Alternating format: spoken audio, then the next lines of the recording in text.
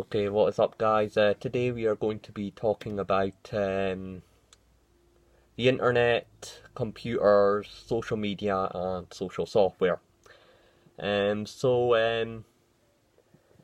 obvious, as you may know, computers, office computers, because they started off as an office invention, came out in the 1980s. They didn't really have much use to them. Um, They were just used to basically as digital typewriters and to centralize an office area, um, sort of, cellularly centralize an office building. So they sort of started off a bit like phones, and then going into the 90s, they did start to extend their reach a bit with the internet, but it was dial-up. Um, so it started off as dial-up, just as an electronic typewriter, just to use Microsoft Word on it, Microsoft Office.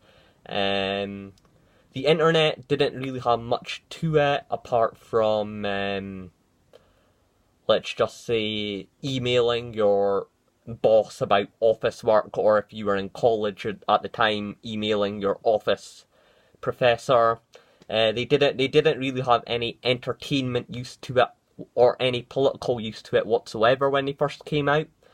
So the 80s go by, the 90s go by, and it's only into the mid 2000s, 2006, we see the introduction of social software, and it is via the means of social software we start to see computers start to have more of an entertainment use to it and more of a social aspect to it instead of just having a professional use to it. And of course, as time goes on into the 2000, from 2006 to the 2010s, the hardware starts to change now. So it starts going into desktops, then into laptops with an Ethernet cable, and then into a laptop that connects via Wi-Fi, and then into smartphones. Now, obviously, before the morphing, you still got phones. They just weren't smartphones. They were just normal phones. The whole typical flip-ups and slide-ups. Once again, didn't have much of an entertainment use for it, like the Nokia. They were just made as sort of these oversized pagers. You just made a phone call out of them. And when you had to text somebody, you had to press a button 3 times to get to the final word in each button. And you got the basic stuff in it, like organizer, calendar, watch, clock, compass. So while that was developing in the mid 2000s, and while the computers were evolving as well, they sort of met each other into 2010 to give us the smartphone. So it was only inevitable anyways. I'm sorry if I said that word wrong. So you have all this social software in computers with the portability of a mobile phone, and voila, you get the smartphone. With a touch screen, of course. And obviously this put Apple ahead in the market, because before the computer market was just Windows and Apple. But now with the phones, Apple is a bit like the YouTube. It was around in the original and it's still here. So now we start to see this competition between Apple and Samsung. Now, as you may know, Apple makes its own software and hardware, while Samsung makes its own hardware but uses a third party for its software, like Android. So not all Android phones are Samsung's. You can get them in other third party phones as well. But those are the main big two, is Apple iPhone and Samsung Galaxy. So a bit like how back in the computer wars it was Apple Mac with Windows. Both respectively made their own hardware and software. And obviously if you go even further back, I don't want to get too much in the history here, but if you go even further back, the internet was originally used during the Cold War in the 1960s as a form to essentially digitalize all the nukes in preparation for a nuclear strike, because before everyone in the country had to launch their nukes using a key and a code. And obviously, if you're getting struck by nukes, you're not going to have enough time for everyone in the country, scattered all across the US, to go to the secret location with a key and with the code. So they had to sort of digitalize it and centralize it all with radio waves using computers. But I don't want to get too technological here because I want to talk about other stuff now. Internet history is a bit like world history. The internet is still going through a stage of self-realization of which direction it's going to go. Internet and computers. I might as well say internet by this stage because no one really uses computers no more. So, like a nation's history, the internet is a reflection of society, and society right now is being split off into two camps, the alt-right and into cultural Marxism. So, conservatism and liberalism on digital steroids. So, yeah. And obviously, the reason I'm making this video is because of the current Alex Jones controversy. So, yeah.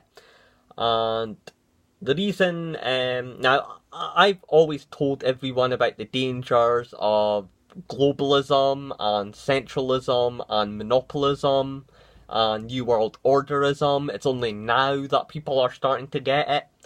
And of course, I warned people that all of these big media companies were coming from the same place, the United States, so don't put all your eggs in one basket, because if the supermarket burns, we all burn. So I was advocating that every country makes their own independent social media platforms, you know, so you can, if you ride one, you can sort of ride them all. But because no one did that, and we were so,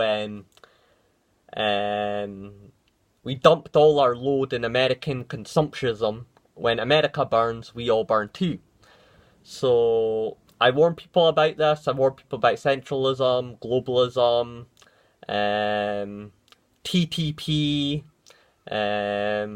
American consumerism. I warn people about this, and it's only now they're starting to get the picture. But by now it's too late now. So, but it's better that people get the picture now than never. So now, a lot of people think by going on the internet they were rebelling against mainstream media. That is absolutely not true, because the ones, New York Times, BBC, CNN, these are the same elites who control Facebook, Instagram, Twitter, and all that stuff. This is why 2006, the early 2000s, used to be so great. Because this was back before the TV elites didn't know much about the internet, so it was able to grow and it was able to thrive. The only reason the internet was able to grow and was able to thrive in the first place was because the internet was originally made by scientists. If it was originally made by businessmen, it would never have kicked off, because they would have been charging everyone insane prices just to use it, well, like now. But during its birth, it was free, it was readily available for everyone, and that's what made it so popular. In fact, when the internet was introduced to BT, British Television, British Telecommunications, they laughed at it because they thought it'd never kick off, because they thought the house phone. We already have house phones, so what's the point in investing in this idea? And guess what? They're out of business. Well, they're not out of business, but they're slowly going out of business, should I say. And obviously the social software was just starting off. It was independent. It was just made by everyday people in their garages back in San Francisco. But like any public limited company, once something gets big, it gets rich, it is open up to the elites, so the elites can buy as much share and as much stock as they want, and they can spin their whole narrative on everything, basically. So, and this realization of how powerful the internet came to be was only during the post-American election Donald Trump 2016 era. So, before they were labeling everyone who used the internet as conspiracy theorists or fake news, but now they're seeing that TV cable is dying and the internet is going up, so if you can't beat them, join them.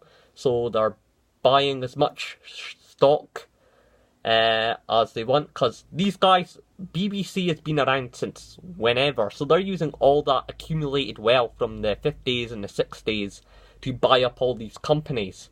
So if you can't beat them, join them, and that's exactly what the Huffington Post, the Washington Times, is exactly what these TV oldies are doing now. They're saying they can't defeat the internet, so the only way to defeat it is to buy it up. So that's what they're doing. They're buying it up in stock, and that's a problem when you make something a public limited company instead of a private limited company.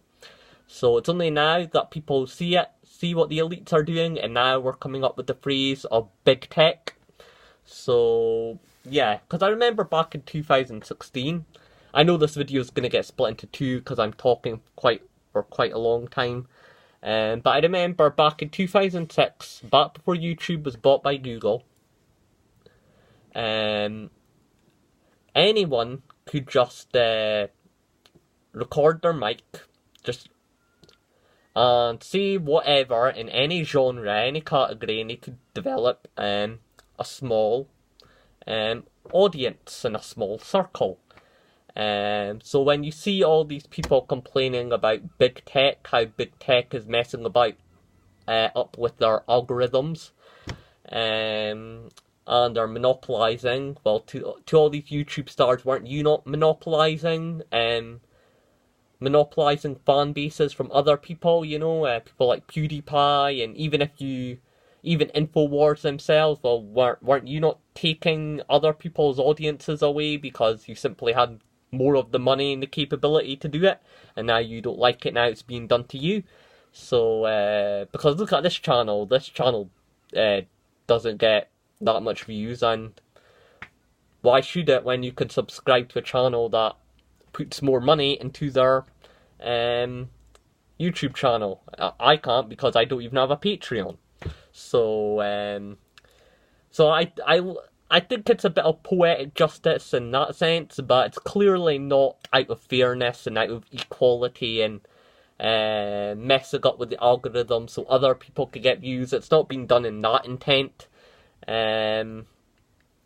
However, like I said, all these big tech, it's now up there with the media, it's now up there with Hollywood, it's now up there with academia, of things that have just been monopolized and controlled by a certain small group of people, small class of people who want to use these platforms as I used to brainwash people and to favour their worldview above yours.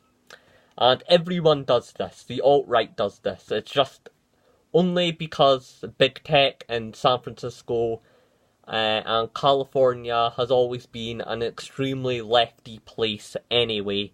But give the alt-right their devices, I'm pretty sure they would start to deplatform people as well, which totally goes against the whole morals of free speech. Everybody has a bit of inner dictator in them, and when we see shit we don't like, we're just like, oh man, we just secretly think in their head, I just hope this person just gets hit in a bus because they're saying shit we don't like. I'm just being honest here. So yeah, so we all have a bit of our inner dictator. Obviously I'm not going to blame big tech for using their power as an advantage, because I'm pretty sure other people would use it as an advantage. So I'm not going to say, oh, this is not fair, this is trampling over free speech, because they're just using a weapon you're giving them. And this is why alternate media is just going to go through the roof, like Gabs, Minds, all that sort of stuff. They're still in the, I have Gabs, I have Minds, it's still in the very crappy development area, like the 2006 area, it's still there. It's still a bit crappy, so I'm just gonna have to ride this platform until it falls off. But by doing this, you're only gonna push popularity into alt-tech.